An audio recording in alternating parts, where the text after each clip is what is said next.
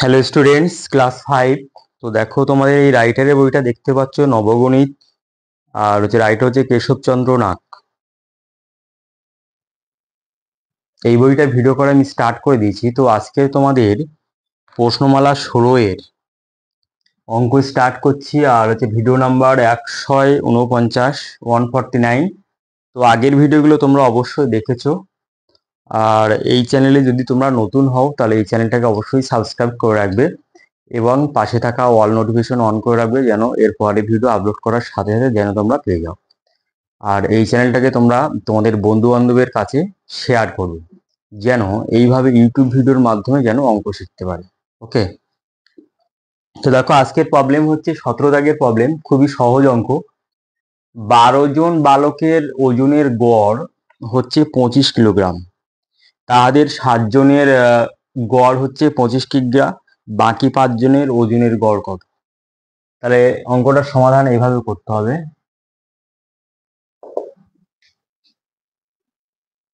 12 জন বালকের, তাহলে গড় ওজন আছে এটা, তাহলে মোট ওজন কত? 12 জন বালকের মোট ওজন, তাহলে কত হবে? 12 ইন্টু 25 সমান সমান কত হবে? গুণ করলে দেখো, 25 দুগুণ 50,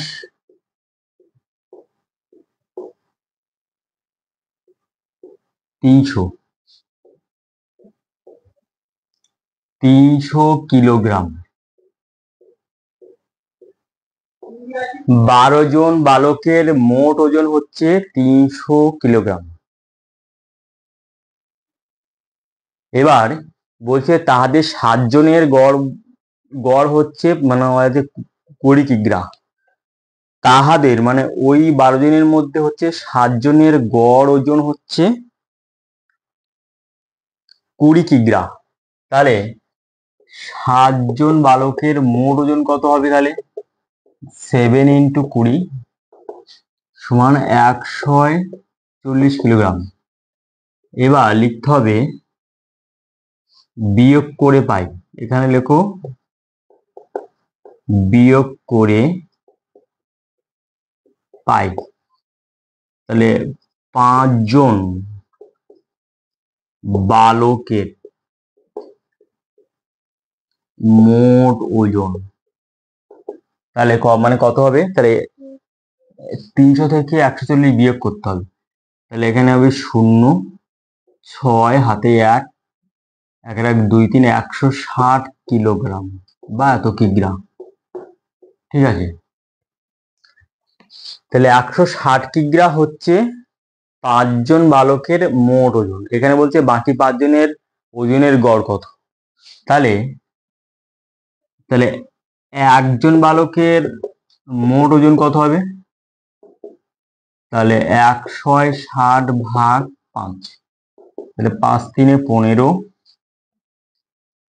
16 5 2 10, 5 3 15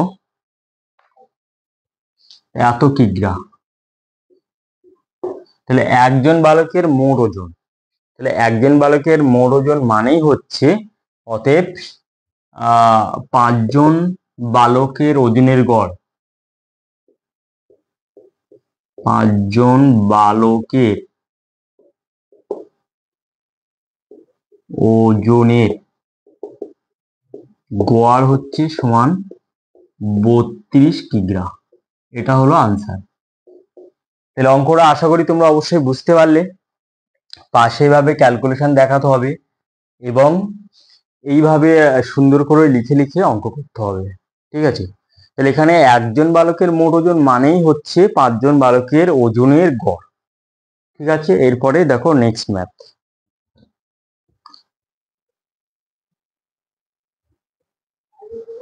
তার পরের প্রবলেমটা এরকম আছে যে 1936 সালের ফেব্রুয়ারি মাসে এক ব্যক্তি মোট 89 টাকা 90 পয়সা উপার্জন করিল। গড়ে সেই মাসে তার দৈনিক উপার্জন কত? তাহলে অঙ্কটার সমাধান এভাবে করতে হবে। যে 1936কে 4 দিয়ে ভাগ করে, যে এটা লিপ ইয়ার আছে কিনা। দেখো 4 × 4 = 16, 3 33, 4 × 8 = 32, 4 × 4 = 16। তাহলে ভাগশেষ শূন্য হচ্ছে, অর্থাৎ ভাগ করা যাচ্ছে। তাহলে লিখতে হবে যে অতএব 1936 সাল লিপ ইয়ার,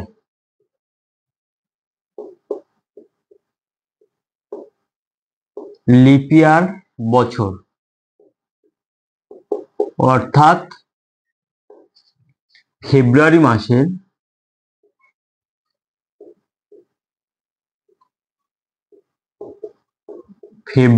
মাসের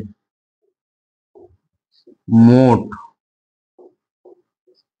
দিন সংখ্যা হবে সমান 29 দিন।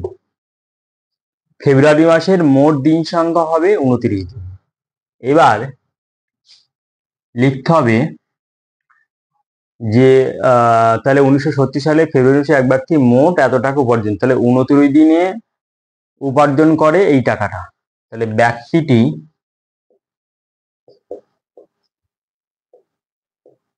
29 দিনে উপার্জন করে সমান 89 টাকা 90 পয়সা।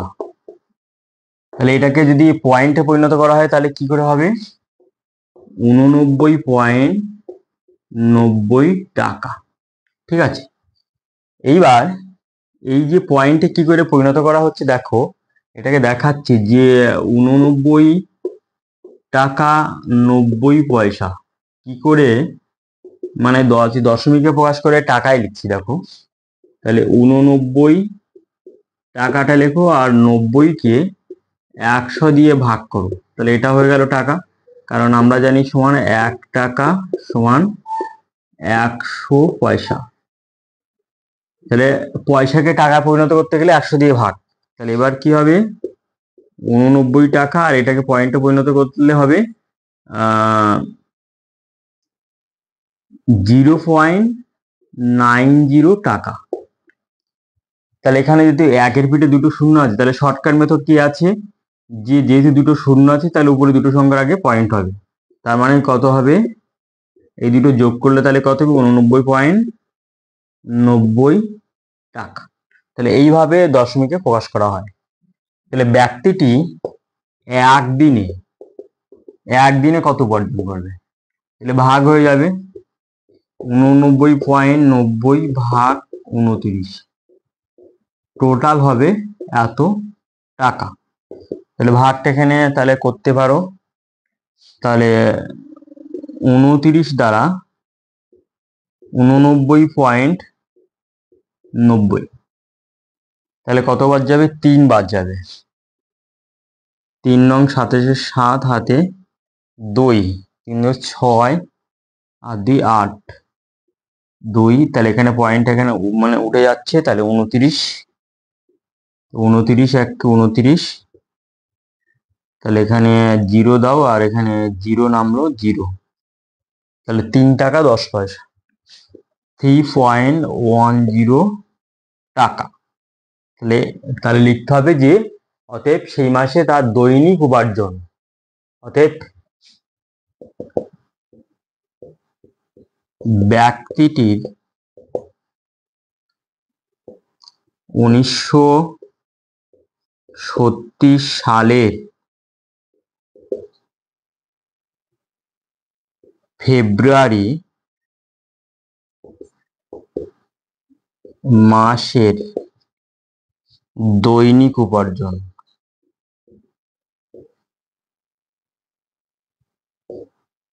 সমান সমান 3.10 টাকা। তাহলে এটা হলো উত্তর। তাহলে আশা করি তোমরা অঙ্কটা অবশ্যই বুঝতে পারলে, একদম সহজ অঙ্ক। তো এর পরের ভিডিওতে তোমাদের আমি করে দেব 19-এর দাগের অঙ্ক থেকে।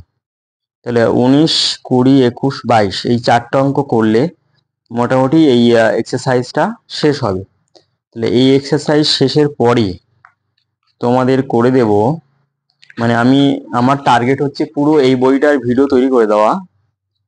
যে সমস্ত মানে অ্যারিথমেটিকের পার্টগুলো আছে, মানে ল্যাঙ্গুয়েজ সাম, মানে যাকে বলে অ্যারিথমেটিকের পার্টগুলো আগে তোমাদের সমাধান করে দেবো, ঠিক আছে? তো এরপরে অ্যারিথমেটিকের পার্টটা চয়েস করতে হবে। এখান থেকে আছে অবশ্যই মানে সুদ আছে, সিম্পলিফিকেশনও আছে, লসাগু গসাগু তো ভিডিও আমি তৈরি করে দিয়েছি, তোমরা অবশ্যই দেখছো। তো এরপরের যে আছে যে পার্টটা সেটা আমাদেরকে চয়েস করতে হবে, ঠিক আছে? তাহলে এর পরের ভিডিও পাওয়ার জন্য এই চ্যানেলটাকে অবশ্যই সাবস্ক্রাইব করে রাখবে। আর তোমাদের বন্ধু বান্ধবদের অবশ্যই এই চ্যানেলটা শেয়ার করো, যাতে করে এইভাবে ইউটিউব ভিডিওর মাধ্যমে মানে অঙ্ক শিখতে পারে, ঠিক আছে? আর যেখানে টিচারের সংখ্যা কম আছে সেখানে মানে মানে যেহেতু আমি দেখেছি যে ম্যাক্সিমাম টিচার মানে এই বইটার অঙ্ক করাতে চায় না, কারণ এই বইয়ের অঙ্কটা একটু হার্ড আছে। আর এই বইয়ের অঙ্ক তুমি যদি করতে পারো, তোমরা যদি করতে পারো, তাহলে কিন্তু অঙ্কের বেসিকটা একদম মজবুত হয়ে যাবে। এবং মানে তাতে করে কি হবে, তোমাদের মাধ্যমিকে 100 100 বা আপার ক্লাসে বা কোনো কম্পিটিটিভ এক্সামে এই বইয়ের অঙ্ক থেকে ঘুরিয়ে ফিরিয়ে দেয়, তাহলে তোমাদের করতে গেলে কোনো অসুবিধা হবে না। ওকে, তো আজকের ভিডিও এই পর্যন্ত।